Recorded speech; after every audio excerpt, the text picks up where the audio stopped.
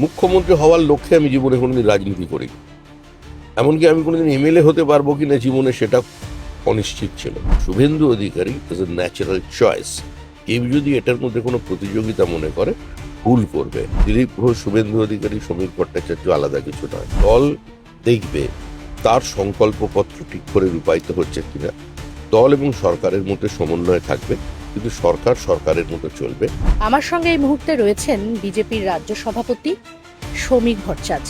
কাঁধে অনেক দায়িত্ব, অনেক লড়াই করে আজকে সরকারে, এবং বুঝতেই পারছেন এত ব্যস্ততা যে গাড়িতে যাওয়ার পথে আমাকে যতটুকু সময় হয় ততটুকু দিয়েছেন। দাদা, বাংলা হান্টে আপনাকে প্রথমেই স্বাগত জানাবো। এত লড়াই লড়াই করে একটা জায়গায়, আবারও তো ভোট আসছে, মানে সেই জন্যই কি এত ব্যস্ততা? না, আমাদের রাজনীতিটা শুধুমাত্র নির্বাচন কেন্দ্রিক নয়। আমরা সামগ্রিকভাবে ভারতবর্ষকে পৃথিবীর সর্বশ্রেষ্ঠ শক্তিতে রূপান্তরিত করতে চাই। এই উত্থানের লক্ষ্যটাই আমাদের জীবনের একমাত্র লক্ষ্য।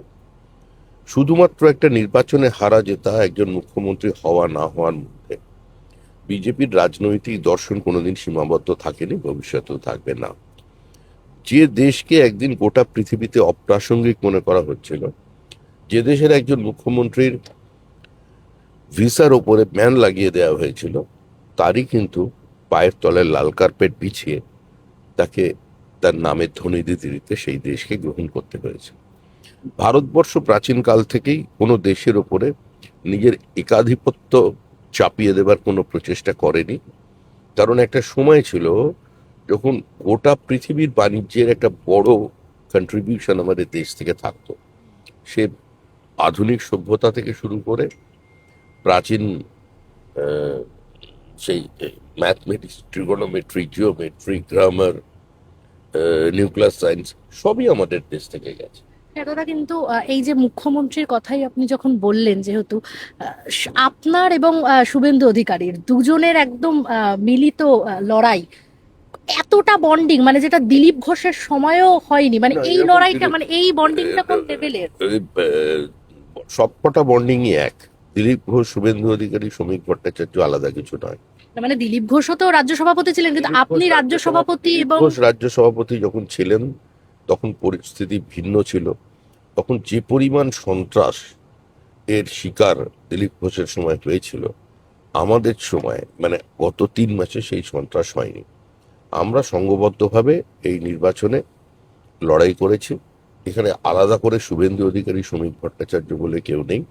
বুথের একজন সভাপতি থেকে রাজ্য সভাপতি পর্যন্ত, বিরোধী দলনেতা থেকে শুরু করে পঞ্চায়েতের বিরোধী দলনেতা, তারা সমানভাবে পশ্চিমবঙ্গের কে একটা অভিশাপ মুক্ত করতে নির্বাচনে লড়াই করেছেন, এবং এই সংঘবদ্ধতাই আগামী দিনে মানুষ দেখতে পাবে। দাদা এই আমি যদি মুহূর্তে বলি, সরকার তৈরি হয়ে গেছে, মুখ্যমন্ত্রী শুভেন্দু অধিকারী, আমি দলের দায়িত্বে আছি। দল দেখবে তার সংকল্পপত্র ঠিক করে রূপায়িত হচ্ছে কিনা। দল এবং সরকারের মধ্যে সমন্বয় থাকবে, কিন্তু সরকার সরকারের মতো চলবে। সরকারটা বিজেপি সরকার হবে না, পশ্চিমবঙ্গ রাজ্য সরকার হয়েছে, এবং এটা পশ্চিমবঙ্গ রাজ্য সরকারই ভবিষ্যতে হ্যাঁ, থাকবে। দাদা কিন্তু আমি যদি বলি যে হচ্ছে আপনি একদম প্রথম থেকে বিজেপির ঝান্ডা ধরে রয়েছেন, এত অত্যাচার এত কিছু সহ্য করেও কোথাও গিয়ে শুভেন্দু অধিকারী অন্য দল থেকে আসা, তিনি মুখ্যমন্ত্রী হয়ে গেলেন, কোথাও গিয়ে খারাপ লাগা বা কোনো প্রশ্নই ওঠে না। কিন্তু শুভেন্দু খারাপ অধিকারী, লাগা নেই কেন? আমরা শুভেন্দু তো দেখেছি যে একটা প্রতিযোগিতা থাকে, ফার্স্ট বয় সেকেন্ড বয় যে না, থাকে এরকম তাদের এরকম মধ্যেও। মুখ্যমন্ত্রী হওয়ার লক্ষ্যে আমি জীবনে কোনোদিন রাজনীতি করিনি। এমনকি আমি কোনোদিন এমএলএ হতে পারবো কিনা জীবনে সেটা অনিশ্চিত ছিল। যখন থেকে এই দল করা শুরু করেছি তখন দলের ভোটের প্রাপ্ত হার 1%-এর নিচে। সুতরাং প্রশ্নটা মুখ্যমন্ত্রী হওয়ার নয়, নিজের মতাদর্শ, নিজের কর্মসূচিকে প্রতিষ্ঠিত করার।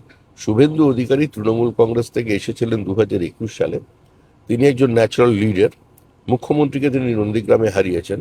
গত 5 বছর যাবৎ দলের যাবতীয় দায়িত্ব, মানে বিরোধী দলনেতার দায়িত্ব তিনি সম্পূর্ণভাবে পালন করেছেন, এবং আমার মনে হয় না অতীতে কোনো বিরোধী দলনেতাকে এই পরিস্থিতির সম্মুখীন হতে হয়নি, এই ধরনের লড়াই সংঘর্ষ করতে হয়নি, এবং বিপরীত পরিস্থিতি থেকে তিনি যোগ্যতার সঙ্গে তার দায়িত্ব সম্পূর্ণ করেছেন।